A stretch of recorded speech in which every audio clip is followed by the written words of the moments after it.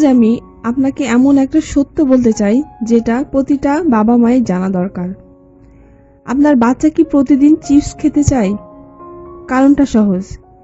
এই চিপসগুলোতে এমনভাবে বানানো হয় যাতে বাচ্চারা আসক্ত হয়ে যায়।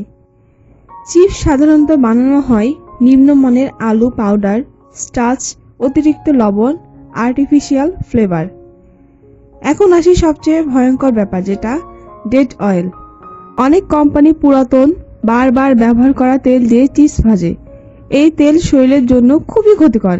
চিপসের ভিতরে থাকে অতিরিক্ত সোডিয়াম, মনোসোডিয়াম, কেমিক্যাল ফ্লেভার। এই সব কিছু বাচ্চাদের শরীরে কি করে জানেন? ধীরে ধীরে লিভারের ওপর চাপ ফেলে, স্মৃতিশক্তি দুর্বল করে, হজমের সমস্যা তৈরি করে, অতিরিক্ত ওজন বাড়ায়। সবচেয়ে ভয়ঙ্কর বিষয় হলো এই ক্ষতিটা হয় আস্তে আস্তে, তাই একে বলা হয় স্লো পয়জন।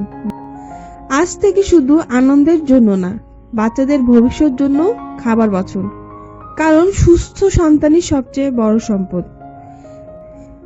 বাচ্চাকে যদি চিপস খাওয়াতে হয় তাহলে এমন সস বা এমন জায়গা থেকে কিনে খাওয়ান যেগুলো হোমমেড বা সুস্বাস্থ্যকর চিপস।